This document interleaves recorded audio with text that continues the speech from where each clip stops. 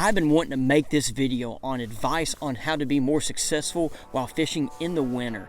I've been fishing for 17 years in a bass boat of some sort, and the winter and summer are the two seasons I have the most experience in due to me playing sports growing up and then coaching football in the fall. But I've been fishing the winter ever since I could be in a boat. Welcome to the Fishing Coach YouTube channel, guys.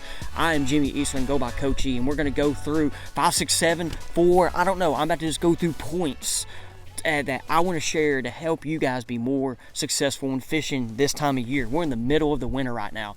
It's cold. You see there might be snow back here on the background. I mean, here I am in Arkansas, and I love fishing this time of year. So just to kind of help you guys out, because I get a lot of new anglers or even experienced anglers on my guide trips or on the water lessons, and one thing they ask about is the winter fishing. I mean, I have people that want help when fishing in the winter, and it takes through time and time. So let's go through number one. Real quick, number one on the first one is you got to go.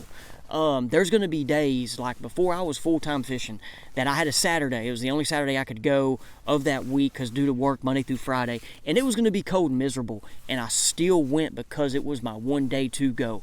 Sometimes, guys, those days in the winter, they bite really good. You have some good days. I have some great memories, but I also got some experiences where they didn't bite so good, and it wasn't a good, and it was over here a miserable trip.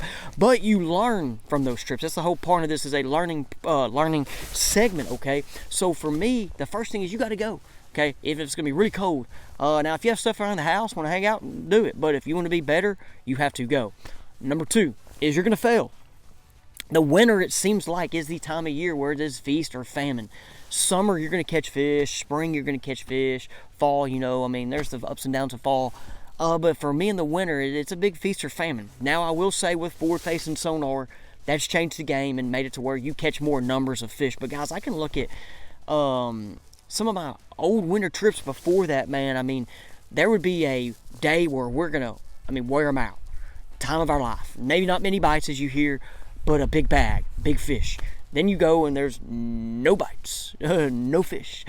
So, guys, that's part of the learning opportunity with it, too, is you are going to fail. And so I learned a lot from my failures, as we're going to talk about in some of these next tips. But it's okay to fail. That's how you learn, not just in fishing, but in life. Number three, now this is one that it took me a long time to realize and learn.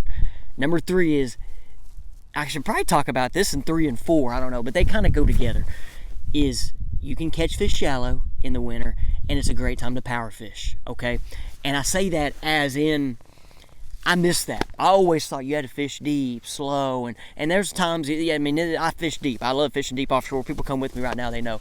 But guys, the winter is a time that you can fish shallow the whole day. You can power fish the whole day. Now, we can go more in depth on the side of the lake, this, that, and the other.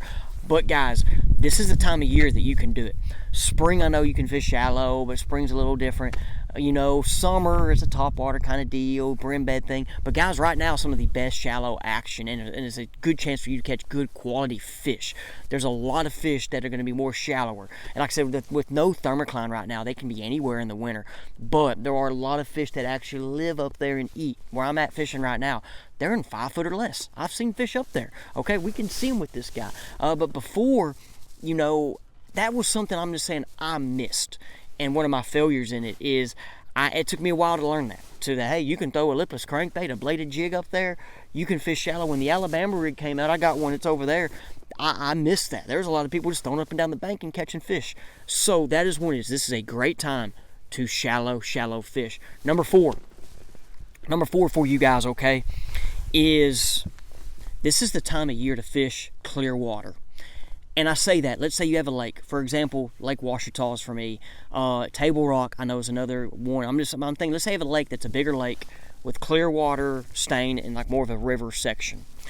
I know a lot of guys that are afraid of fishing the clear water. And guys, I'll tell you, in the summer, it's hard to fish the clear water in the summer. Now, night fishing's different, but during that day, But right now in the winter, this is the time to fish it. Now, there are days that can be more challenging than others. I get it. You want wind, you always hear. You know, those nasty days where it's windy, cold. Yeah, the clear water, I'm going to tell you, is going to fish it. But even in those sunny days, there's a time to fish clear water. So if you lack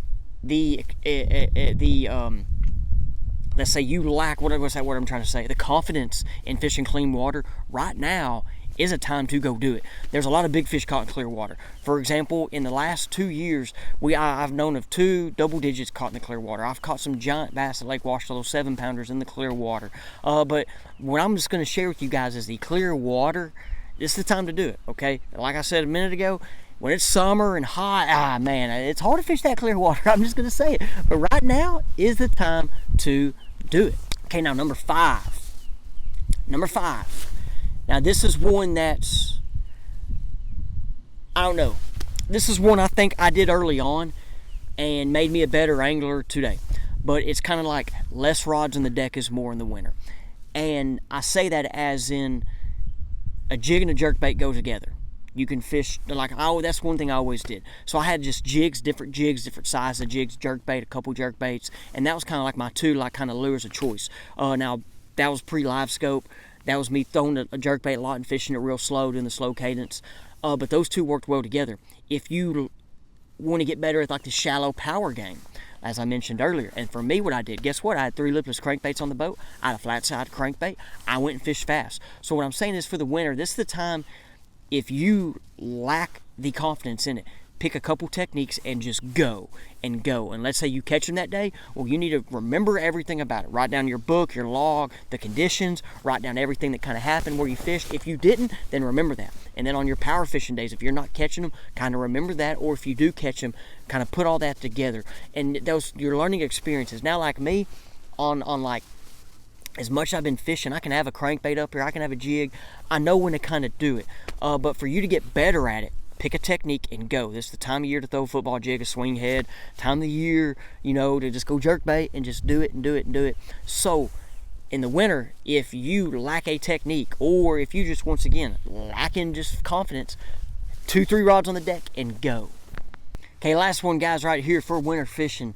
Colors, keep it simple. Colors, like I said, that's just one thing I want to say, just colors. Keep it simple with your colors. Where I'm at in Arkansas to the south, red, the crawfish color, very, very high, successful color. Your shad colors, your whites. Keep it very, very simple on that part, okay? Don't overcomplicate it. There's a couple jerkbait colors you like, kind of pick on the water. But with that, just keep it simple, guys. I know it's starting to rain where I'm at right now. I've been out here fishing, catching some fish. It's cold.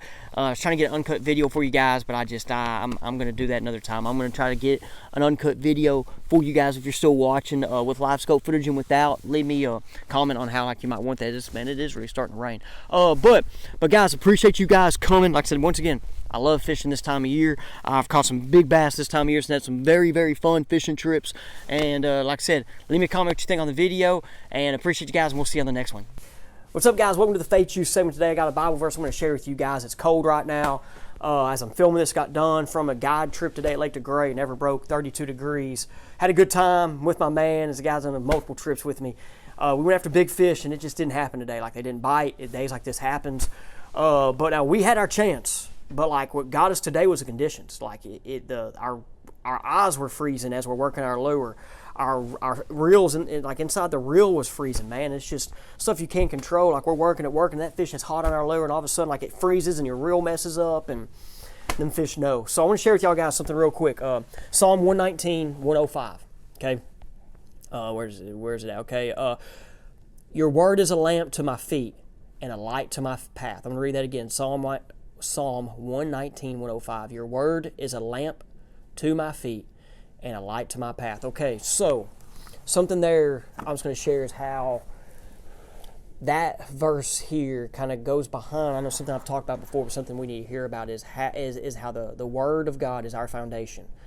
And are you using it as a good foundation? Is your foundation solid? That's something I'm going to ask you today. So, and when I look at this as it's the light of our feet, okay?